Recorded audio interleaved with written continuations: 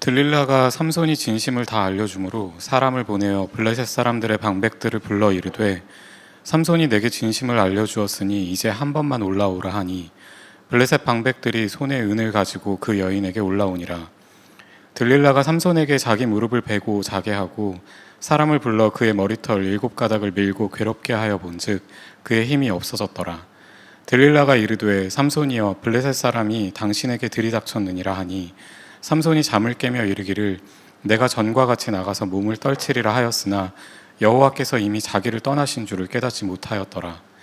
블레셋 사람들이 그를 붙잡아 그의 눈을 빼고 끌고 가사에 내려가 놋줄로 매고 그에게 옥에서 맷돌을 돌리게 하였더라. 그의 머리털이 밀린 후에 다시 자라기 시작하니라. 블레셋 사람의 방백들이 이르되 우리의 신이 우리 원수 삼손을 우리 손에 넘겨주었다 하고 다 모여 그들의 신 다곤에게 큰 제사를 드리고 즐거워하고 백성들도 삼손을 보았으므로 이르되 우리의 땅을 망쳐놓고 우리의 많은 사람을 죽인 원수를 우리의 신이 우리 손에 넘겨주었다 하고 자기들의 신을 찬양하며 그들의 마음이 즐거울 때에 이르되 삼손을 불러다가 우리를 위하여 제주를 부리게 하자 하고 옥에서 삼손을 불러내매 삼손이 그들을 위하여 제주를 부리니라. 그들이 삼손을 두 기둥 사이에 세웠더니 삼손이 자기 손을 붙든 소년에게 이르되 나에게 이 집을 버틴 기둥을 찾아 그것을 의지하게 하라 하니라. 그 집에는 남녀가 가득하니 블레셋 모든 방백들도 거기에 있고 지붕에 있는 남녀도 3,000명 가량이라. 다 삼손이 제주 부리는 것을 보더라. 삼손이 여호와께 부르짖어 이르되 주 여호와여 구하옵나니 나를 생각하옵소서. 하나님이여 구하옵나니 이번만 나를 강하게 하사 나의 두 눈을 뺀 블레셋 사람에게 원수를 단번에 갚게 하옵소서 하고 삼손이 집을 버틴 두 기둥 가운데 하나는 왼손으로 하나는 오른손으로 껴 의지하고 삼손이 이르되 블레셋 사람과 함께 죽기를 원하노라 하고 힘을 다하여 몸을 굽힘에 그 집이 곧 무너져 그 안에 있는 모든 방백들과 온 백성에게 덮이니 삼손이 죽을 때에 죽인 자가 살았을 때에 죽인 자보다 더욱 많았더라. 그의 형제와 아버지의 온 집이 다 내려가서 그의 시체를 가지고 올라가서 소라와 에스다올 사이 그의 아버지 마노아의 장지에 장사하니라. 삼손이 이스라엘의 사사로 20년 동안 지냈더라. 아멘. 아멘. 주님, 삼손 사사의 뒷모습 속에서 우리의 그림자를 살펴보며 새해 벽두에 인생이 무엇인지에 대해서 우리가 어디로 가야 되는지에 대해서 상고하기 원합니다. 이 시간 우리 가운데 말씀하여 주시고 격려하여 주시고 소망을 허락해 주시옵소서. 예수님 이름으로 기도합니다. 아멘. 한 사람의 죽음, 그 죽음의 자리에 장례식장에 이렇게 가서 가만히 그분의 인생을 묵상해 보면 그분이 어떠한 궤적을 살아왔고 그리고 이 땅에 함께하는 사람들한테 무엇을 남겼고 또 어떤 것을 이루고 돌아가셨는지 아니면 어떤 것을 잃고 돌아가셨는지 우리가 가늠해 볼 수 있습니다. 삼손은 참 많은 것을 생각하게 하는 인물입니다. 하나님의 특별한 선택과 또 역사하심 속에 이 땅에 태어나셔서 그리고 놀랍도록 참 힘과 능력을 소유한 자로서 일을 하다가 어처구니 없게 참 비극 속에 죽어간 참담한 인생, 이 삼손. 정말 미스테리하고 수수께끼 같은 인물인데 이분의 죽음을 우리가 깊이 이렇게 상고하면서 우리의 인생을 돌아보고 또 올 한 해 우리가 어떻게 살아가야 될지 그 교훈을 붙잡는 시간을 갖도록 하겠습니다. 삼손은 참 그 15장에 놀라운 그 역사를 이룹니다. 혼자서 나귀턱뼈로 3,000명을 1,000명을 죽이는 엄청난 역사를 경험했고 그가 목이 몹시 탔을 때 하나님께 구했을 때 하나님께서 샘물을 터쳐 나오게 하심으로써 에낙고레라는 그러한 우리 그 샘을 하나님께 허락하시는 경험을 하였습니다. 그런데 그 사건 이후로 우리는 놀라운 장면을 목도하게 됩니다. 이분이 가사에 있는 이 창녀 기생집을 드나들기 시작한 거예요. 참 충격이죠. 이제 그가 블레셋을 그렇게 제압했으므로 블레셋이 완전히 패퇴한 것이 아니므로 이제 유다 사람과 이스라엘 사람들을 결집하고 뭔가 힘을 모아서 반 블레셋 전선을 형성하면서 새로운 시대를 열어가야 될 것 같은 인물이지 않습니까? 하나님께서는 그런 의도를 가지고 그를 특별하게 그 모태에서부터 그를 점지하셨고 함께 하셨던 인물 아니었겠습니까? 그런데 이분이 엄청나게 휘둘리고 휘청거립니다.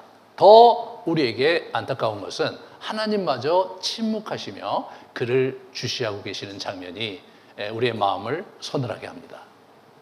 우리는 하나님을 열심히 믿고 또 하나님께서 함께 하신다면 때로 뭐 어려움과 힘든 일이 있겠지만 궁극적으로 우리 인생이 놀라운 축복을 받을 것이다. 뭐 이런 메시지를 많이 들은 분들이 있을 것입니다. 저도 어렸을 때 그런 메시지를 많이 들었는데 실질적으로 제가 인생을 살아오면서 저를 비롯해서 주변에 있는 많은 그리스도인들을 보면서 경험하게 된 것은 하나님의 축복을 누리고 그의 인생을 아름답게 사는 사람들보다는 그렇지 못한 사람들이 사실은 굉장히 많은 거예요. 그렇다면 그런 메시지를 전한 사람이 정말 문제냐 아니면 성경이 우리를 속이고 있는 거냐라는 질문을 던져본다면 오늘 이 삼손의 본문 속에서 그 답을 우리가 찾을 수가 있습니다. 삼손은 이제 그 기생을 쫓아다니는 것을 이제 내려놓고 이제 소래골짜기에 있는 아름다운 여인으로 생각되는 들릴라라는 여인에게 사랑에 빠졌습니다. 그죠?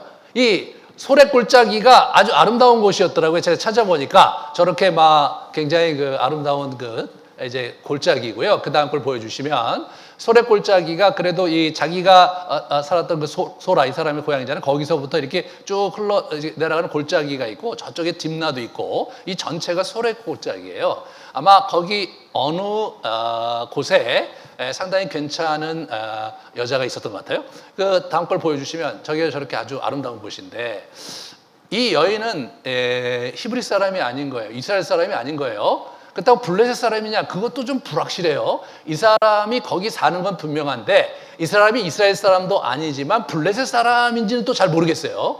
근데 어떻게 그녀가 저기 와 있었는지 우리는 알 수가 없어요. 근데 이 여인의 사랑에 빠졌습니다. 그 얘기를 듣고 블레셋 방백들이 그를 찾아가서 이제 협조를 구합니다.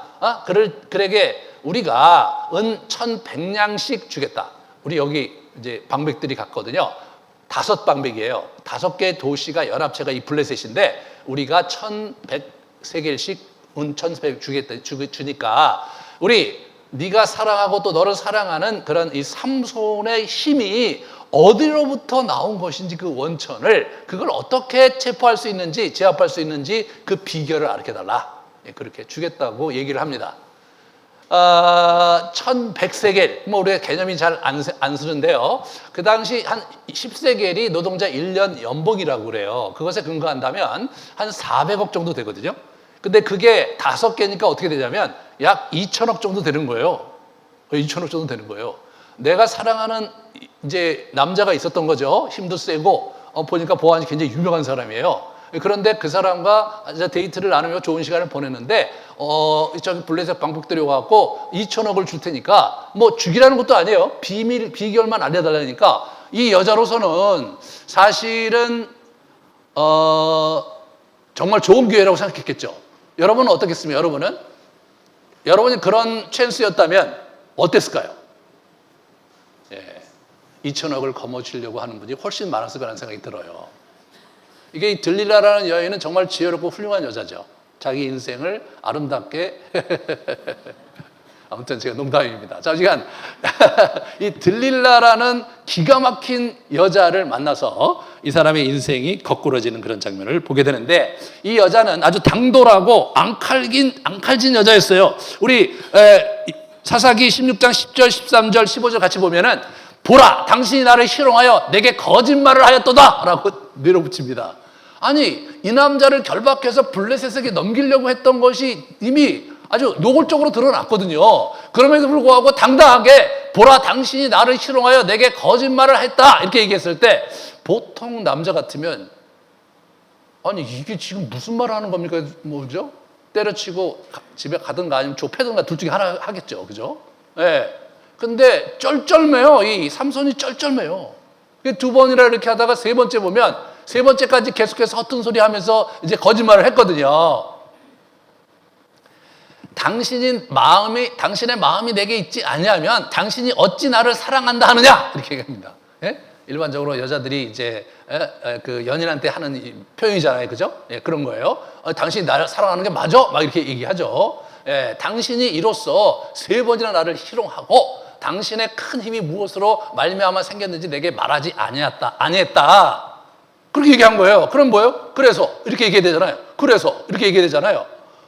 막 16절에 보면 막 마음이 너무나 힘들고 매일매일 앙탈을 부리니까 안절부절을 못해요. 참 기가 막힌 상황에 있는 우리 삼손을 보게 됩니다. 어떻게 저렇게 어처구니 없이 무너져 내렸는가 우리가 알다가도 모를 일이죠. 그런 상황에서 아주 강하게 여자를 뿌리친 것 아니에요. 뿌리치지도 못하고 나름대로 트릭을 세 가지 쓰죠. 자기가 이제 뭐 7개 뭐 이렇게 이제 아직까지 마르지 않은 새 활줄 7을 묶으면 나는 다른 사람처럼 힘이 없어질 것이다. 한 번도 쓰지 않는 새 밧줄로 나를 꼭꼭 묶으면 나는 완전히 힘이 빠질 것이다. 머리카락 7가닥을 배틀 날씨를 섞어 짜면 내가 힘을 잃을 것이다. 뭐 이런 얘기를 하면서 계속해서 임기응변적으로 위기를 모면해요. 그런데 여러분,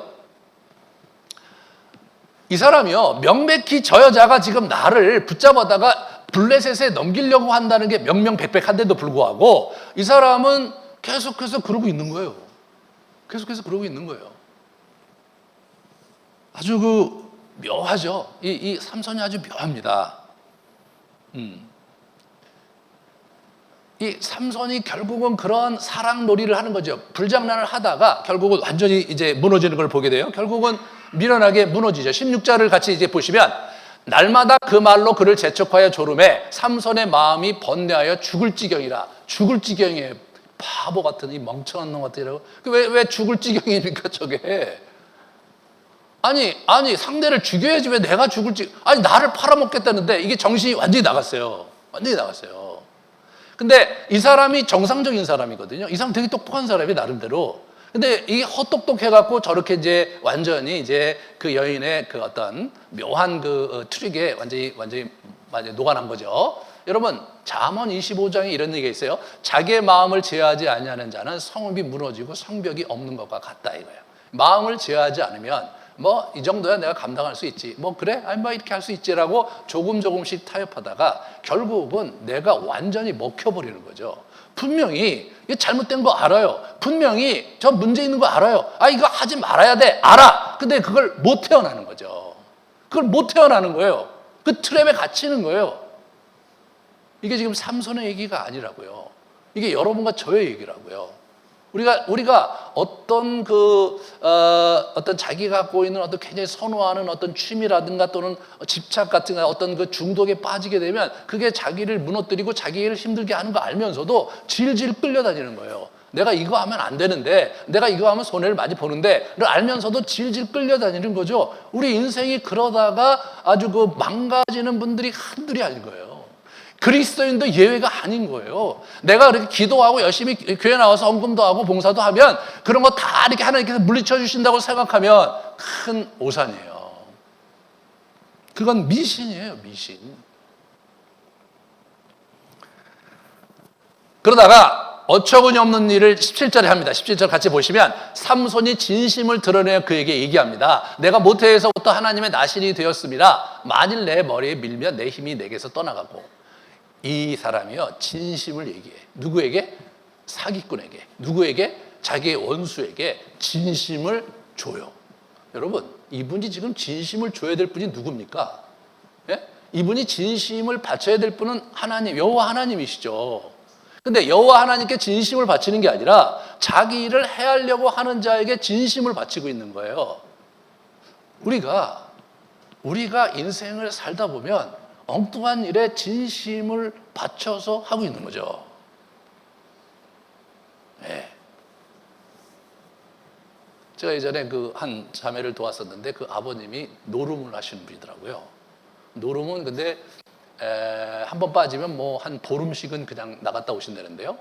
나갔다 오시면 엄마가 이제 이 자판 장사를 이제 시장에 사셨는데 자판 장사를 하니까 그 당시 다 현금이니까 현금을 가져다가 이렇게 숨겨두면 집 안에 있는 옷가지를 다 풀어 헤쳐갖고 그 돈을 찾아내는 거예요.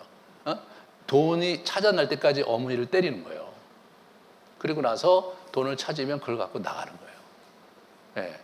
정말 진심으로 사는 거예요, 그분은. 예? 진심으로 도박을 하는 거예요. 예.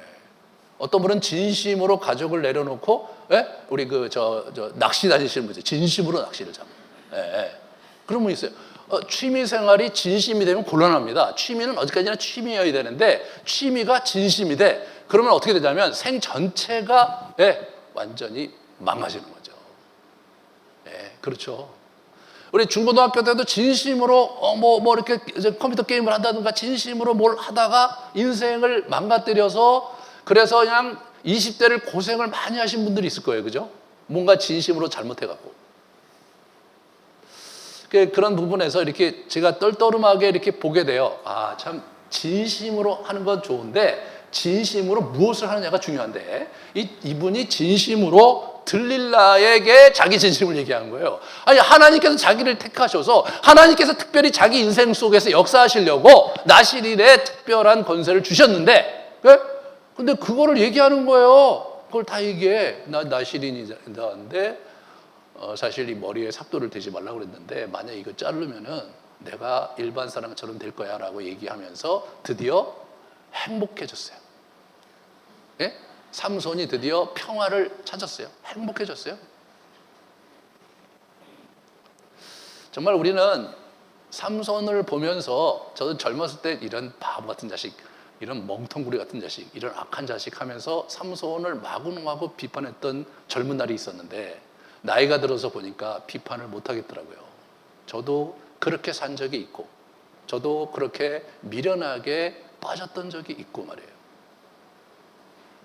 그리고 언제든지 우리는 그렇게 될 여지가 있는 그런 존재들이더라고요, 이게.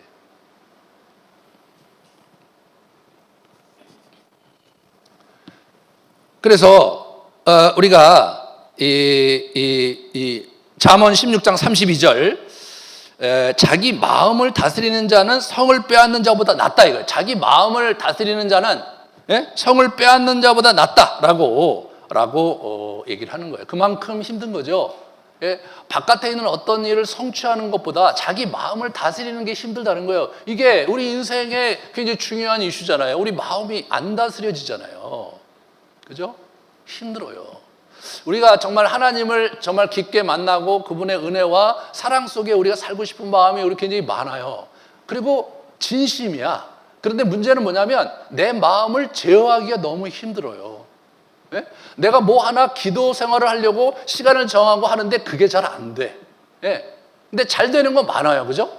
실제로 이 세상 사람 사이 나름대로 잘하는 건 많으시는데 꼭 하나님과의 관계에서 또 자기 내면을 위해서 자기가 시간을 내갖고 할 때는 그게 잘 안 되는 거예요. 이게 얼마나 어려워요. 자기를 제어하는 게 얼마나 어려우냐 말이에요. 그래서 이제 우리가 이 본문에서 우리가 봐야 될 것은 그 삼손은 왜 그렇게 그 지경이 되었을까? 왜 삼손은 그 모양처럼 말도 안 되게 그렇게 미련하게 무너지고 있는가? 첫 번째. 두 번째는 왜 하나님은 침묵하시는가? 왜 하나님은 거기 그렇게 지켜보고만 계시는가? 그분의 침묵의 의미는 무엇인가? 이 두 가지를 잘 보면서 이 본문을 보셔야 됩니다. 먼저 삼손은 어디에 마음이 있었느냐? 그 여인에게 마음이 있었어요. 여인에게 진심이었어요. 여러분 정말로 여러분에게 진심이 무엇입니까? 이 세상을 사면서 진심으로 중요하다고 생각하는 게 무엇입니까? 라는 질문에 답을 해보세요. 삼손은 그 들릴라가 진심이었어요. 여러분의 진심은 무엇입니까? 이 삼손이 하는 말들 중에 반복하는 말들 중에 한번 가만히 생각해 보니까 깊은 울림이 있는 표현이 있어요. 7절, 11절, 13절, 17절 말씀인데 이게 뭐냐면 내가 만약 그렇게 되면 약해져서 다른 사람과 같으리라. 내가 다른 사람과 같이 된다고요, 자기가. 그런 얘기를 계속 반복해요. 야, 그러면 내가 다른 사람과 같이 될 거야. 그래, 그러면 나 그렇게 다른 사람이 같이 될 거야. 이렇게 해석이, 나 다른 사람과 같이 될 거야. 그러면 내가 다른 사람과 같이 될 거야. 라고 얘기를 하고 있는 거예요. 자기는 뭐예요? 다른 사람과 같지 않은 존재예요. 근데 이 사람이 다른 사람과 같이 되면 안 되잖아, 이 사람은. 하나님의 뜻은 다른 사람과 다르도록 지음받았잖아요. 그죠? 근데 그거가 별로예요. 그게 별로예요. 이 사람은 자기가 나시린으로서 이 땅에 와서 선택받고 사는 것 자체가 왠지 싫어 보여요. 왠지 별로 탐탁하게 여겨지질 않아요. 여기질 않아, 이 사람이. 이게 이 사람이 갖고 있는 가장 심각한 문제의 핵심이었다고 생각해요. 우리가 이 사람이 이제 자기가 처음에 우리 에나꼬레에서 같이 뭐 엄청난 깃발을 올리면서 1000명을 죽였고 사람들이 각광을 받았겠죠. 그리고 오늘 이야기로 넘어온 거예요. 이게 간극이 길어요. 예? 지금 오늘 들릴라 사건 이후로 그가 이제 어느 정도 시간이 흘러서 머리가 자라갔고 그리고 다곤 신전에서 축제를 하다가 그 다곤 신전을 무너뜨리고 이 사람이 죽습니다. 그런데 그 죽고 난 다음에 31절 후반절에 보면 그가 사사가 된 지 20년이라고 얘기해요. 자, 15장의 마지막 절도 사사가 된 지 20년이에요. 이게 양괄이잖아요. 그러니까 20년 동안 있었던 사건이 여기 이 안에 있는 거예요. 근데 20년 동안 있었던 사건이 16장인데 16장 전체가 너무 허술하죠. 예? 그러니까 에나골의 사건 이후로 혁혁한 어떤 하나님 안에서의 정과를 올리거나 무슨 행동을 했던 게 기록이 안 돼 있어요. 있었는데 기록이 안 됐는지 잘 알 수 없지만 제가 볼 때 없었다고 생각해요. 없었다고. 뭐가 있었으면 지금 조직이도 뭐가 있었을 거 아니에요. 뭐가 있었다면 이렇게 지금 술집에나 다니고 이래가면서 이렇게 비루한 존재로 갔을 리가 없잖아요, 사람이. 이 사람이 그때부터 뭔가 삐뚤어졌던 것 같아요. 그냥 저는 이런 상상을 해봤어요. 이 사람은 혼자예요. 외톨이에요.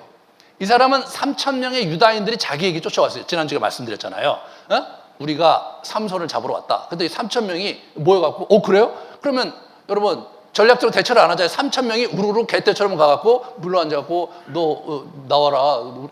나 죽이지 마라. 우리 왜 죽이냐? 너 저기 블레셋에 넘길 거야. 그래. 그러면 그래서 묶어서 넘긴단 말이에요. 그래서 이 사람의 입장에서 볼 때 여러분은 그 입장에서 보면 내가 저 사람들하고 저 사람을 믿고 같이 할 수 있을까라는 질문을 던져보면 어려웠을 것 같아요.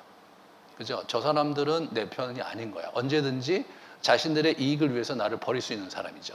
그럼 어디 딴 데 가서 뭘 할 수 있나요? 없어요. 이 사람은 외톨이에요. 그러니까 나는 다른 사람과 달라. 나는 하나님 특별히 택함 받았지만 나는 혼자야. 근데 블레셋은요 지금 굉장히 왕성하게 일어나고 있는 거예요. 여러분 5명의 방백이 2천억을 들고 나왔어요. 2천억이면 지금 여러분 지금 2천억 해도 굉장히 큰 돈이에요. 근데 고대 사회에 2천억이라는 건 막강한 돈을 가지고 이 사람을 잡으려고 왔잖아요. 그러면 블레셋은 뭐예요? 경제적으로 엄청난 번영을 하고 있다는 거죠. 그렇잖아요. 2천억 정도는 투자를 하고 싶은 거예요. 왜? 우리는 지금 해양 세력으로서 막 번창을 하고 있어요. 변방이 좀 조용했으면 좋겠어. 산속에 사는 저기 촌뜨기들 우리 이스라엘 사람들 그 산속에 있는 거잖아요. 안 쳐들어갔어요, 여러분. 왜냐면 쳐들어가면 뭐해? 얻을 것도 없잖아요. 그냥 거기 있으면 돼. 이쪽으로 넘어오지만 않으면 되는 거 이 사람들 입장에서 안 그러세요, 여러분? 산에 있는데 거기서 그냥 감자 먹고 뭐 이제 이런 거 먹고 그냥 거기 살고 있어요, 걔들이. 거기 굴에 살고 뭐 나름대로 살고 있고 거기 조그만 밭대기 해갖고 자기들 먹고 살고 있는 거예요. 아우, 땡큐. 근데 여기 평야로 넘어오지 않으면 되는 거예요. 근데 여태까지 평야로 안 넘어왔는데 이놈이 생기고 나서 자꾸 이상한 일이 벌어진단 말이에요. 그리고 쉽게 그를 제압할 수도 없어. 그럼 어떤 일이 벌어지겠어요? 이 사람들의 입장은 뭐냐면 치안이 불안하잖아요. 그죠? 치안이 불안한 거예요. 언제 폭동이 일어날지 모르는 거예요. 폭동이 일어나면 진압이 돼야 되는데 진압이 안 돼. 진압이 안 되는 거예요. 그러니까 이분들은 뭐냐면 계속 번창하는 거예요. 20년 동안 막 번창해. 그렇게 생각하셔야 돼요, 여러분. 아니 내가 그렇게 해갖고 나름대로 1,000명도 죽였고 제압을 했고 이제 자기를 건드릴 수는 없어. 근데 이스라엘은 여전히 촌뜨기로 산속에 살고 있고 이 사람들은 계속해서 해양 문명을 받아들여서 상당히 번창을 하고 있단 말이에요. 그런데 자기 편은 아무것도 없어. 나는 외톨이야. 참 이거 이상해지는 거죠. 이상해지는 거예요, 거기서. 아무도 블레셋과 싸우려는 사람이 없어요. 아무도 하나님을 열심히 섬기려고 하는 사람도 없어요. 자기 혼자예요. 이게 힘든 거예요.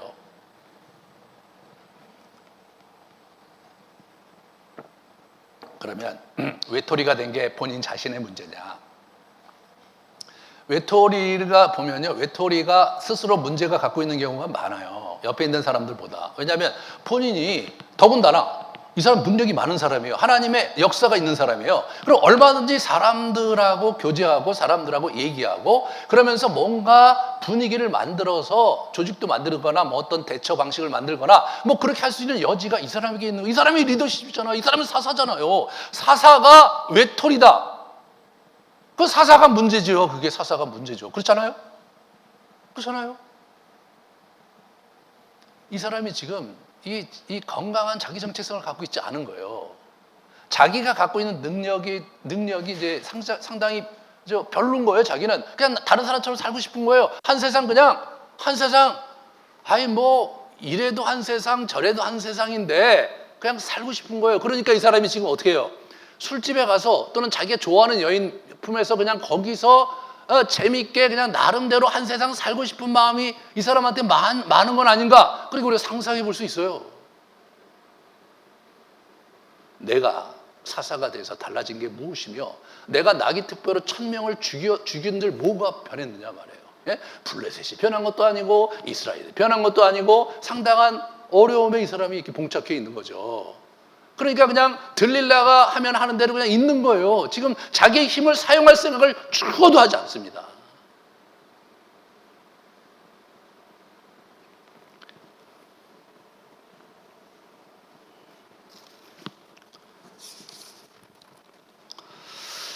이 사람이요, 영적 침체에 빠졌어요. 근데 이 사람이 영적 침체에 빠졌다가 이게 조금 넘어가는 거예요. 이게 뭐냐면, 이게 영혼의 어두운 밤이잖아요. 이게 이제 죄악에 이렇게 빠져가는 거예요. 이렇게 왔다 갔다 해요, 이게. 그래서 이게 영적인 침체가 정서적으로 왔다가 이게 영혼의 어두운 밤은 뭐가 되는 거냐면 자기 믿음 자체가 흔들려 버리는 거예요. 하나님이란 존재도 흔들려 버려요. 예? 이게 믿는다는 게 뭔지에 대해서 다시 생각해요.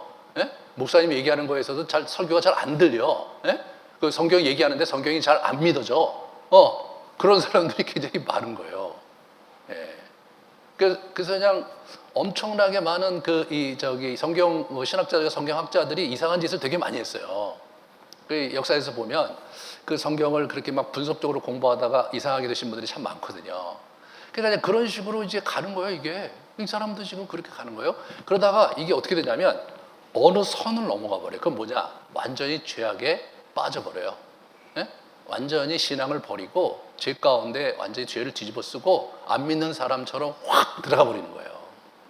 근데 이 사람이 그 경계에 있다가 그냥 죄 가운데 확 와작창 들어가 버린 거예요, 이 사람이. 그리고 들어가 있으면서 그 자체에 대해서 아무런 문제 제기를 안 하는 거예요. 예? 아무런 문제 제기도 안 하고 그거를 헤어나려는 노력도 안 하는 거예요. 자기가 하나님의 이 낯이 들어서 그렇게 선택받았고 그리고 하나님의 특별한 기름 부음을 받은 사람이라는 것을 인지는 하지만 그걸 가지고 뭘 하려고 하는 시도를 전혀 안 하는 거예요. 이 사람 뭐 하는 사람이에요?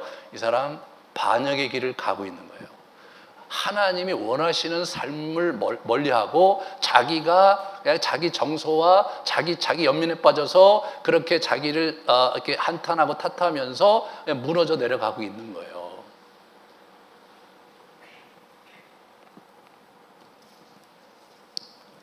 잠언 4장 23절을 보면 모든 지킬 만한 것 중에 더욱 내 마음을 지키라. 생명의 근원이 이에서 남이라. 우리 마음을 지키라고 하고 있는 거예요. 거기에 생명의 근원이 있는 거예요. 마음을 다스리지 못하고 마음을 지키지 못하면 내 안에 생명력이 잠식당하는 거죠. 죽은 자나 마찬가지가 되는 거예요. 그냥 빈 껍데기가 자기 인생을 살아가고 있는 것뿐인 거예요.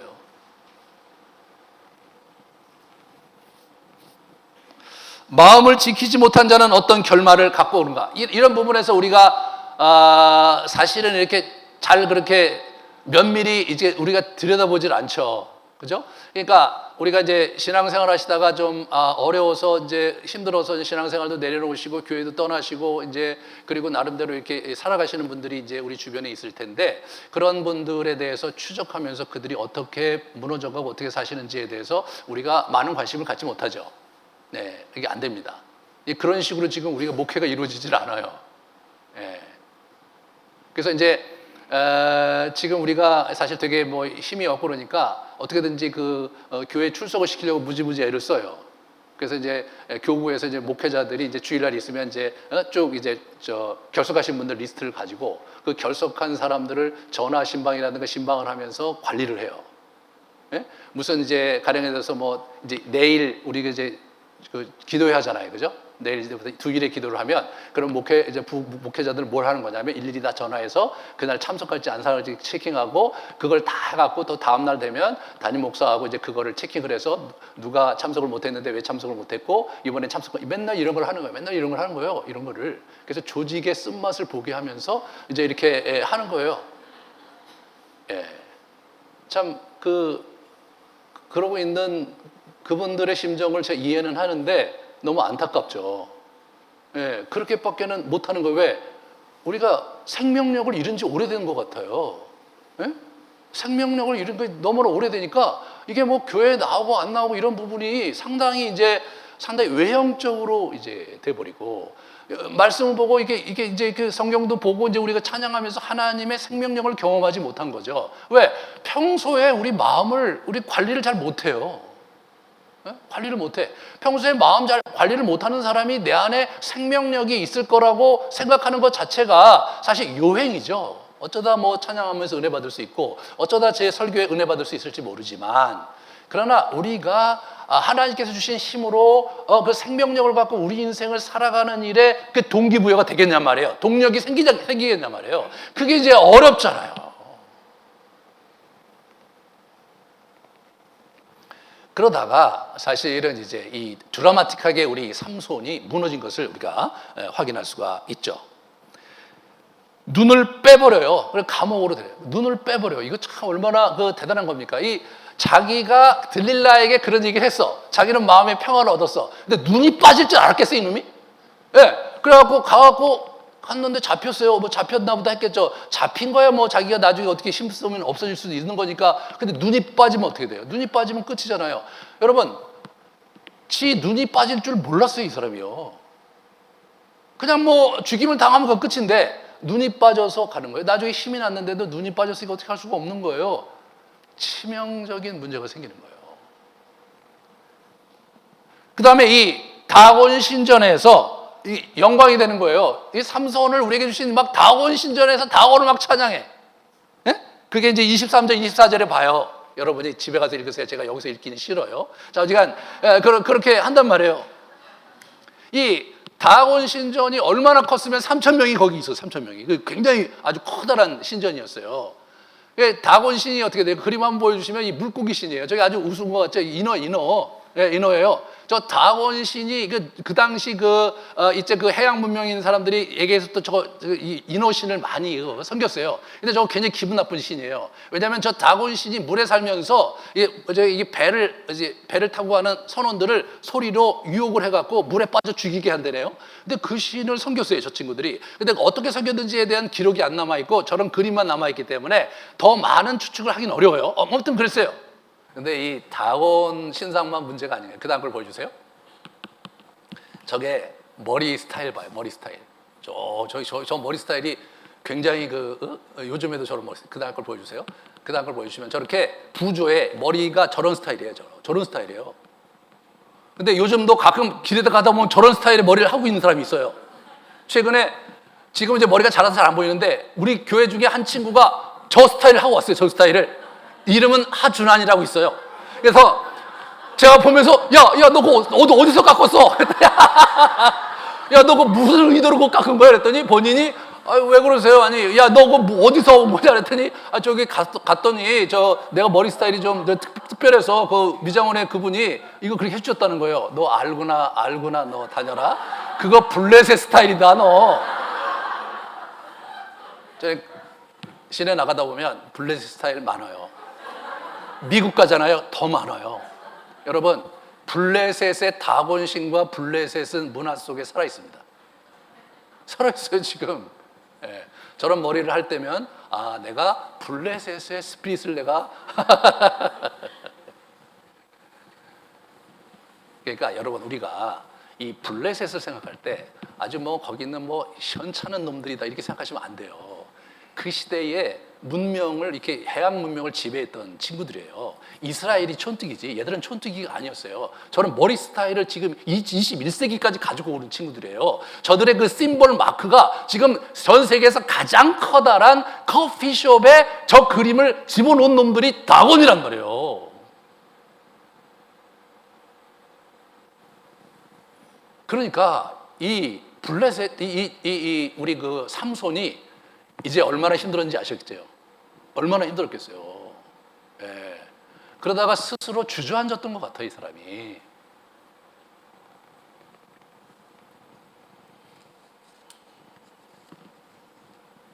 거기서 완전히 다곤 신전에 놀림감이 되고 안주거리가 돼서 사람들이 막 여러 가지로 이렇게 자기를 이렇게 힐난합니다.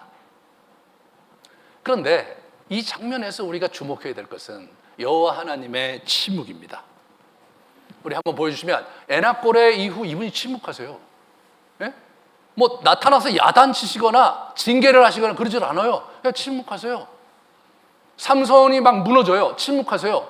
삼손의 눈이 빠지는데도 침묵하세요. 여러분, 삼손의 눈이 빠지면 어떻게 되는 겁니까? 하나님의 계획이 와르르 무너지는 거 아니에요. 하나님께서 삼손을 통해서 블레셋을 패퇴시키고 이스라엘을 구원하려고 하는 자신의 계획이 와르르 무너지는 거 아니에요. 그런데도 하나님은 이 눈이 빠지는 것을 지켜보고만 계셨어요, 이분이요.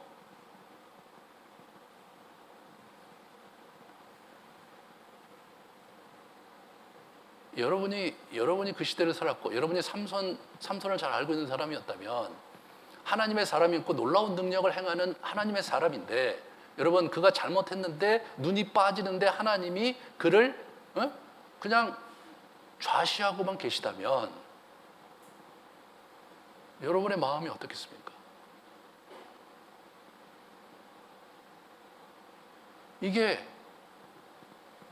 잘 생각해 봐야 되는 거더라고요, 이게. 근데 하나님이 그렇다고 해서 완전히 쌩까면서 뒤로 또 빠지신 건 아니에요, 이분이요. 22절에 아주 기가 막힌, 이걸 보다가 아주 모골이 다 송연해졌는데 22절에 이게 21절에 보세요. 블레셋 사람들이 그를 붙잡아 그의 눈을 빼고 끌고 가사에 내려가 놋줄로 매고 그에게 옥에서 맷돌을 돌리게 하였더라. 그의 머리털이 밀린 후에 다시 자라기 시작하리라. 이렇게 따라오는 거예요. 그의 머리털을 살짝 자라게 하신 거예요. 네? 근데 이 사람이 나중에 힘을 쓰는 장면에서 이제 하나님께 이렇게 부르짖는 걸 보면 머리털만 자란 게 아니라 머리털이 자라면서 힘도 세지기 시작한 거죠. 그죠? 그러니까 이 사람이 그 커다란 그 기둥을 무너뜨릴 생각을 했지 머리털만 자라고 힘이 세지지 않았다면 어떻게 그렇게 할 수 있었겠어요? 이게 묘한 힌트가 되는 거예요. 우리 이 삼손의 입장에서 볼 때 자기가 완전히 하나님을 반역해 갖고 망했죠. 자기 눈도 빠졌어요. 자기 인생은 이제 미래가 없어요. 그런데 머리카락이 자라고 있어요. 연자맷돌을 자기가 돌려요. 근데 어느 날부터 연자맷돌을 돌리는데 힘이 과거보다 세진 것 같아요. 보니까 머리카락이 좀 자랐어요. 계속해서 매일매일 연자맷돌을 돌리는데 힘이 점점 세져요. 머리카락이 많이 자랐어요.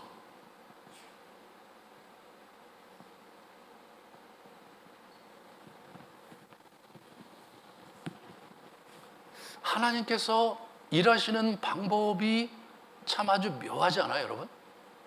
완전히 등 돌리시고 에이, 자식. 그리고 떠나신 게 아니에요. 이분이 계속해서 삼손을 주목하고 계신 것이 보이는 거예요. 그리고 흔적을 보이신 거예요. 그가 감지할 수 있도록 하나님이 여전히 나를 보고 계시다. 여전히 나에게 기대를 갖고 계시다는 사인을 이 사람은 감지를 한 거예요. 그게 굉장히 중요한 거예요.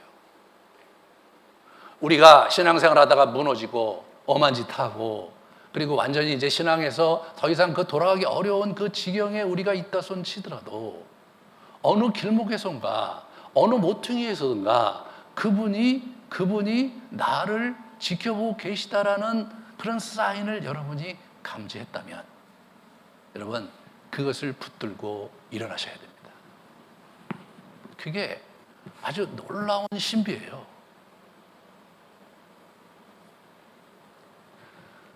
우리의 기독교는 뭐냐? 굉장히 중요한 게 인격적인 신을 만난다는 거예요. 인격적인 신을 모시고 있는 거예요. 예? 그렇기 때문에 인격적이라는 것은 여러분과 저와 같은 성정을 그분이 가지고 계시다는 거예요. 그것만이 다는 아니지만, 예? 그러니까 어떻게 돼요? 내가 사람을 사귀고 내가 사람들과 관계하는 그 패턴에 비슷하게 이분이 나에게 오실 때가 있는 거죠. 물론 주권적으로 우리가 잘못했음에도 불구하고 우리를 끌어안아 주시기도 하지만, 그러나 하나님이 수틀리시면 가만히 놔두는 거예요. 하나님이 수틀리시면 눈 빼게 놔두는 거예요. 그러면서 기다리시는 거예요. 네? 내 언약을 생각하고 이 녀석이 돌아올 것이냐를 기다리시는 거예요. 왜 하나님이 그러시냐라는 질문을 던지지 마세요. 그냥 뭐 나름대로 곤조가 있으시고 성깔도 있으신 분이에요. 아니 뭐 그렇게 생긴 신을 갖고 우리가 왜 하나님은 그러냐고 얘기하면 그 할 말이 없는 거예요. 그죠? 내가 이런 사람인데 와갖고 왜 이재청 목사님 왜 그러세요? 그러면 제가 뭐라고 얘기합니까? 그럼 어떻게 하라는 거예요 도대체? 그렇잖아요?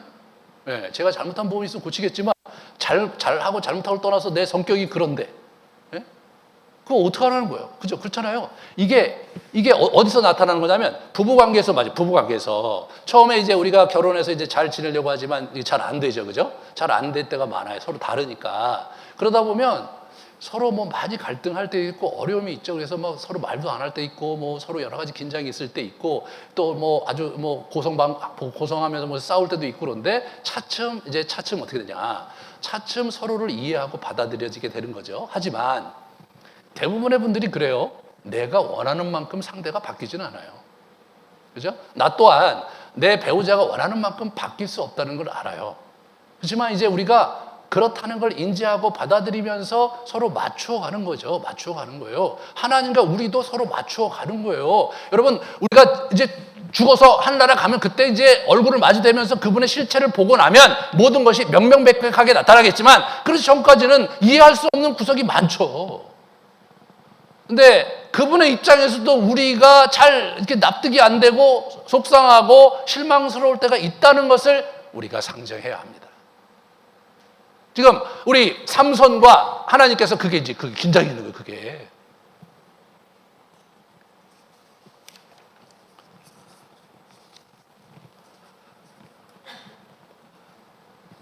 이 상황에서 삼손이 고민한 거예요. 자기 죽음을 두고. 이 사람은요, 탈출할 수는 있었어요. 근데 눈이 없으니까 탈출을 어디로 갑니까?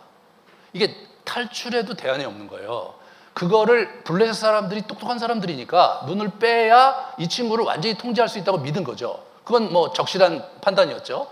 근데 이 사람의 입장에서 볼 때는 눈이 빠졌기 때문에 내가 이제 미래는 없다 이거예요. 하나님께 뭐라고 얘기도 할 말은 없는데 이분이 나에게 다시 힘을 주고 계시다. 그게 이 사람에게 굉장히 중요한 그런 전환이 됐겠죠. 그럼 나는 어떻게 죽어야 되느냐? 나는 어떻게 남은 시간을 제대로 살아야 되느냐가 이분에게 깊이 숙고하는 그런 계기가 됐을 거라고 생각합니다. 제가 이제 아파갖고 중환자실에 이렇게 있는데 제가 이제 뇌신경 중환자실이기 때문에 조용해요. 조용해. 사람들이 저기 일하시는 간호사님들 오셔서 저한테 이름이 뭐냐고 자꾸 묻고 막 어디서 오셔서 자꾸 물어요. 한 번만 묻는 게 계속 물으니까 굉장히 기분이 안 좋았어요. 맨날 와서 나한테 물으니까. 그래서 제가 좀 약간 얼굴을 찌그리니까 거기 있는 그 간호사님이 좀 귀찮으시죠? 그래서 네, 그랬죠. 그랬더니 죄송한데 우리가 여기 10분 계신데 대화할 수 있는 분이 선생님밖에 없어요. 나머지는 아무 말도 안 하시고 얘기를 해도 답을 못 하시고 이름도 모르시고 그런데 우리가 여기 있으면 가장 어려운 게 이게 대화가 안 되는데 선생님 대화가 되니까 다들 와갖고 선생님 간호사도 아닌데 괜히 와서 한 번씩 찔러보는 거예요. 이름이 어디서 오셨어요? 막 아내 이름 뭐예요? 막 이런 나와요. 그러니까 제가 갑자기 여기가 이게 죽음의 골짜기구나. 이거를 잘 통과해서 나가는 사람도 있고 못 나가고 여기서 인생을 끝내는 분들도 있고 갑자기 이게 분위기가 제가 완전히 이제 전환이 됐어요. 그래서 아, 이게 죽음의 골짜기에 내가 있구나 이라는 생각을 알게 됐고, 그 다음에 제가 이제 그럼 나도 죽을 수 있다는 건데 그러면 죽으면 하나님 앞에 가는 거 아닌가. 그래서 기도를 하기 시작했어요. 기도를 해서 주님, 제가 주님 앞에 이렇게 가는 겁니까? 이렇게 질문을 했는데 제 안에 굉장히 그분께 송구스러운 마음이 많이 생기더라고요. 이게 주님 앞에 뭐 얘기를 하려고 그러는데 제가 뭐 제대로 한 게 없다는 느낌이 확 오는 거예요. 열심히 하고 열심히 뭐 부대끼고 다녔는데 뭐 하나 이게 제대로 열매를 거둬갖고 하나님, 제가 이걸 좀 하나님께 드리겠습니다라고 할 만한 게 없다는 걸 제가 발견하게 된 거예요. 그래서 뭐 열심히 뭐 부산이 다녔는데 야, 이거 진짜 하나님께 뭐라고 얘기할 게 아무것도 없네. 굉장히 송구한 거예요. 제가 그래서 주님, 내가 드릴 말씀이 없습니다. 송구합니다. 기도를 했는데 많이 울게 되더라고요. 제가 이게 인생이 진짜 이렇게 허망한 거로구나. 근데 그 다음 뭐냐면 그 다음에 살려달라는 얘기를 못 하겠어요. 지난 60년 동안 그렇게 살아왔는데 이것밖에 안 되는 네가 내가 널 살려야 될 이유가 뭐냐라고 물으시면 할 말이 없어갖고 제가 살려달라 소리를 못 하겠더라고요. 그래서 내가 주님께 갑니다 이렇게 얘기하려고 해서 주님께 갈 자신도 없는 거예요. 가면은 드릴 말씀도 없고 너무 초라하고 너무나 부끄러운 거예요.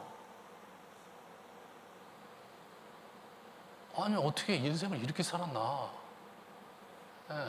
막 그런 마음이 저한테 밀려오는데 그 다음부터 뭐가 생기냐면 그 다음에 계속해서 제가 저질렀던 죄가 막 생각이 나는 거예요. 어렸을 때부터 쭉 죄가 그걸 다 보여주세요. 이분이 의도가 좀 의미심장하죠. 막 계속. 제가 뭐 늘 회개하고 또 하나님께 이제 드리고 이제 그래갖고 해결됐던 죄도 다 다시 드러나는 거예요.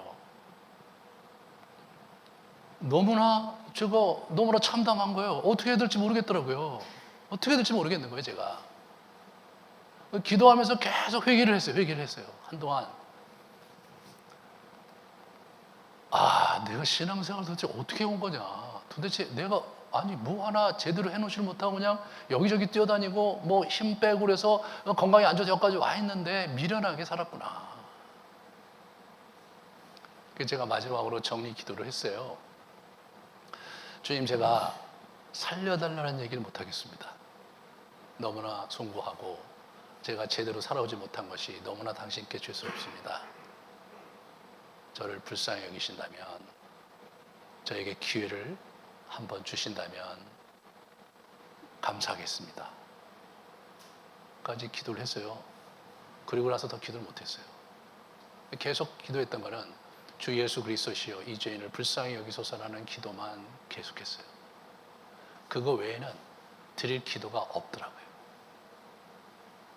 사랑하는 여러분, 우리가 죽음 앞에 쓰니까 우리가 정말 너무나 보잘것없는 존재고 우리는 죄인이고 뭐 하나 제대로 산 게 없다는 그 강렬한 의식이 우리 자신을 압도하는 거예요.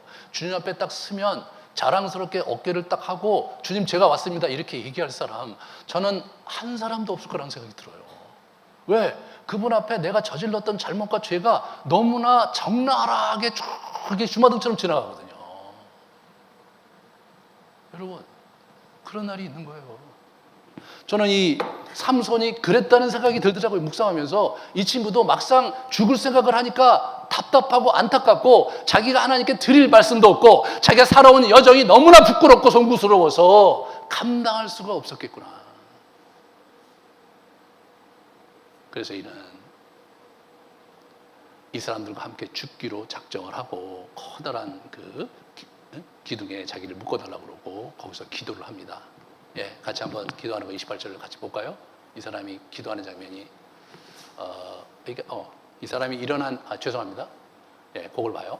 주 여호와여 구하옵나니 나를 생각하옵소서. 하나님여 구하옵나니 이번 반 나를 강하게 하사 나의 두 눈을 뺀 블레셋 사람의 원수를 단번에 갚게 하소서. 이렇게 기도한 거예요. 여기서 저는 이렇게 묵상하면서 또 다른 생각을 했어요. 좀 저 장면이면 좀 더 멋있는 표현. 하나님께서 허락하신 나의 그 사명을 완수하지 못하고 이제 여기까지 왔는데 저를 불쌍히 여기시고 제가 마지막에 주의 뜻을 받들어서 블레셋인들에게 강타할 수 있는 기회를 주십시오라고 멋지게 표현한 게 아니라 이 사람은 뭐냐면 자기 눈 뺀 게 서럽고 분해서 이 눈 빼놓은 놈 저놈들을 내가 죽이도록 해주세요. 이렇게. 야, 진짜 너무나 우리 같지 않아요? 예? 너무나 격려가 되지 않아요, 이분? 여러분, 이 사람이 뭐 수준이 막 굉장히 높은 수준에서 막 하나님께 멋진 기도를 드린 게 아니라 자기가 눈 빠진 게 너무너무 서러워서 그 눈 뺀 거 원수 같게 해주세요. 이렇게 기도한 거예요. 하나님의 입장에서 볼 땐 또 껄껄 웃으셨겠죠. 그래, 네가 그렇지 뭐 그렇게 했을 거예요. 하지만 그 기도 들어주셨어요. 이게 이 사람에게 은혜인 거죠. 이 사람이 그럼 어떻게 그러면 저렇게 기도할 수 있었느냐? 앞으로 넘어가시면 그 두 가지 근거가 있어요. 자, 잘 보세요. 이 아이가 태에서부터 그가 죽는 날까지 하나님께 바쳐진 나실인이 됐다. 나실인. 그러니까 이 죽는 날까지 나실이라는 말씀을 기억했겠죠, 이 사람이. 그리고 실제로 자기 안에 그 기운이 왔을 때 그 말씀을 붙잡은 거예요. 두 번째 뭐냐면 에나골에서의 하나님께서 자기와 함께 하셨던 자기의 기도를 들어주셨던 하나님을 붙잡은 거예요. 이 사람이 그런 하나님과의 관계 속에서의 그 말씀을 붙잡고 용기를 내서 하나님께 부르짖었는데 그 기도를 들으신 거예요. 그래서 이 사람이 어떻게 돼요? 명예를 회복하잖아요. 자기 가족들이 가서 시체를 가져다가 아비의 무덤에 했죠. 그죠? 그렇게 했어요. 그리고 이 사람이 사사로 장렬하게 자기 인생을 마쳤어요. 그리고 이 사람 이야기가 히브리서 11장에 나와요. 11장 같이 보시면 내가 무슨 말을 더하리요? 기드온, 바락, 삼손, 다윗 쭉 나오잖아요. 여기에 믿음의 전당에 이 사람이 이름이 거기에 떡하니 올라져 있는 거죠. 이 사람은 마지막에 내 눈 뺀 놈들 원수 같게 해주십시오라는 기도 한마디, 그 한마디가 이 사람을 믿음의 전당에 올려놓은 거죠. 사랑하는 여러분, 우리의 신앙이, 우리의 믿음이 뭐 굉장히 깊이가 있고 뛰어나고 이런 것이 중요한 것이 아니라 하나님이 나와 함께 하시고 여전히 나의 기도를 들으신다는 그 믿음 하나로 소박한 우리의 간구를 그분께 드릴 때 주님께서 그 간구를 들으시고 우리 인생에 역사하신다는 믿음이 여러분과 저에게 필요한 겁니다. 올 한 해 그것이 여러분에게 큰 용기가 되기를 간절히 축원합니다. 우리 이 이야기가 어떻게 됩니까? 이 이야기가 결국은 우리 모든 인생에 이제 한나와 사무엘에 남긴 교훈을 이렇게 볼 수 있어요. 그래서 한나와 사무엘에게 이어지거든요.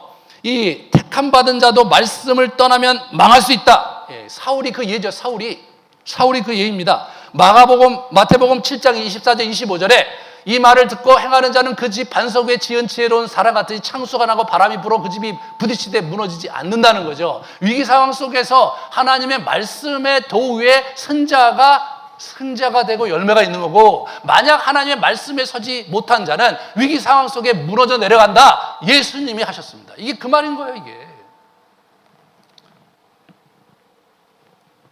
두 번째로 기도 멘토가 중요하다는 것을 우리 한나가 기도를 많이 했죠. 그죠? 그래 자기 애를 위해서 어떻게 돼요?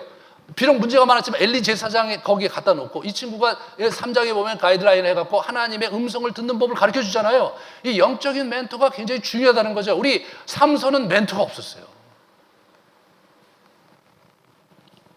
세 번째로 우리를 끝까지 기다리신, 우리를 끝까지 붙드신다는 그 믿음이 우리에게 필요한 거예요. 한번 보세요. 이 로마서 15장이면 누가 우리를 그리스도의 사랑에서 끊으리요? 환난이나 곤고나 박해나 기근이나 적신이나 위험이나 칼이라. 내가 확신하노니 사망이나 생명이나 천사들이나 권세자들이나 현재일이나 장래일이나 능력이나 높음이나 기쁨이나 다른 어떤 피조물이라도 우리 주 예수 그리스도 안에 있는 하나님의 사랑에서 끊을 수 없으리라. 아멘. 이 말씀을 믿음을 가지고 붙잡으면 되는 겁니다.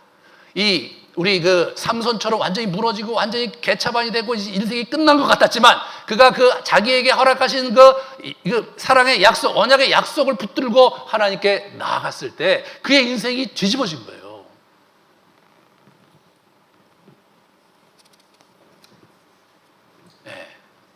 끝까지 자기의 여정을 놓지 않는 사무엘의 태도를 보게 돼요. 그 사람이 죽는 날까지 노력했어요. 사무엘을 보시면요. 19장을 같이 볼까요? 사무엘상 19장에 보면 다윗이 도피했을 때 라마로 갔는데 거기 사무엘이 있었어요. 이 사람이 은퇴하는데 거기가 있었는데 뭐 하느냐? 20절에 보면 그들의 선지자 무리가 예언하는 것과 사무엘이 거기 예언하는 무리, 선지자 학교를 세워서 거기 하고 있었던 거예요, 이 사람이요. 다윗을 위로했어요. 그 선지자 학교에 나온 사람들이 사무엘 상하를 쓴 거고, 열왕기 상하를 뭡니까, 사사기 이런 거 정리를 다 한 거예요, 이 사람들이. 그래서 어떻게 돼요? 그 흐름 속에서 누가 온 거냐? 그 사울과 다윗이 온 거예요. 사울은 삼손의 트랩에서 갇혀서 못 태어난 사람이에요. 그 사람은. 다윗은 어떻게 돼요? 바세바 사건 이후로 사울 트랩에 삼손 트랩에 갇혔었지만 믿음을 가지고 일어난 사람 아니에요. 이 이야기가 한나와 사무엘에게 영감을 주었고, 이 영감이 누구에게 갔느냐? 다윗에게 간 거예요. 여러분과 제가 그 영감을 갖고 살아야 되는 거예요. 여러분이 작년에 어떻게 살았는지 저는 알 수 없고, 여러분이 얼마나 흐트러졌는지 잘 모르지만, 여러분이 어떠한 지경에 처해 있다 하더라도 우리가 이 믿음을 가지고 다시 일어난다면 주께서 우리와 함께 하실 것이라는 거죠. 우리의 인생은 심는 대로 거두는 거예요. 심는 대로. 그죠? 우리 그 다음 걸 보여주시면, 사람이 무엇을 심든지 그대로 거두는 거예요. 육체를 위하여 심는 자는 육체로부터 썩어질 것을 거두고, 성령을 위하여 심는 자는 성령으로부터 영생을 거두는 거죠. 이겁니다, 이거예요. 여러분이 무엇을 심고 사십니까, 지금? 이 땅에서 여러분의 시간과 여러분의 진심을 어디에 투자하고 사십니까? 여러분이 투자하는 사는 것의 열매를 따먹고 사는 것이 인생이고, 우리의 인생의 마지막 날에 그 결과로 주님 앞에 나아간다는 이 엄연한 이 진리를 여러분들이 잘 붙드셔야 됩니다.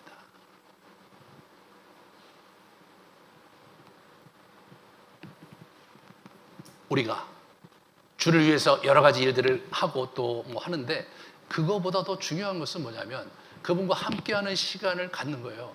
제가 이제 그 병원에서 기도하면서, 하나님, 제가 드릴 것도 없고 제가 뭐 주님께 내보일 것도 없습니다. 그런 기도를 드리면서 제 마음 한끝에, 그러나 지난 10여 년 주님과 함께 있으려고 무지무지 제가 노력했고 주님 사랑하는 데가 힘을 많이 썼다고. 근데 그것이 주님 앞에 드릴 유일한 고백이라고 주니까 드렸는데 너무나 큰 은혜가 되더라고요. 정말 내가 이룬 것, 이것보다 더 중요한 것은 그분과 함께하는 시간이었고, 그래서 내가 그분께 기도하고 솔직히 털어놓고 위로하고 또 다른 삶을 내가 기약할 수 있는 것이다. 여러분이 주님과 머무는 삶을 놓지 말아 주십시오. 그게 남는 장사인 거예요. 하늘나라 간다고 제가 상관을 해보니까, 하늘나라 가면 제가 여기서 이뤄낸 여러 가지 일들 것 같고, 뭐 하나님께서 높이 평가해 주실 것 같지만, 그런 사람이 한둘이 아니에요. 이 지난 역사상 기라성 같은 영적 거장이 굉장히 많았어요. 한국엔 별로 없어요. 굉장히 많았어요. 역사상 보면은 정말 그 기도하면서 자기 인생을 하나님께 순고하게 드렸던 수많은 여정들이 있었거든요. 그런 사람들과 견주해 보면 사실 우리의 성취는 사실 너무나 보잘것없는 거거든요. 하지만 딱 하나, 내가 그분과 교제하며 그분과 함께했던 시간들이 내게 있었다면, 거기에 가서 그분과 이게 농담도 하고 함께 있었던 얘기도 하고 오손도손 할 얘기가 많을 거예요. 근데 하나님과 사귀고 예수님과 사귀는 시간이 없었다면 거기 가서 새롭게 시작해야 되잖아요. 다른 사람들은 다 함께 모여서 잔치상에서 농담도 하는데, 여러분은 한쪽 끝에서 홀쭉홀쭉 여러분 뭐 마시면서 먼 산 바라보면서 좋은 데 와 있는데 왜 이렇게 심심하냐 이렇게 생각하면서 사실 수 있어요. 그게 중요한 거더라고요. 좋은 교회 오신 거예요. 그래서 제발 좀 같이 올해도 새롭게 시작. 깔때기라 미안한데 또 맨날 그 얘기죠. 내일부터 우리가 또 새로 기도에 이제 쭉 나가는데, 그것부터 시작하려고 그래요. 기도를 다시 회복하고 우리가 해야 될 일이 뭔지, 힘쓸 일이 뭔지 여러분 붙잡고 여러분의 인생을 마음껏 달려가는 그 일에, 두 일의 기도회가 힘이 될 것입니다. 같이 우리 기도하겠습니다.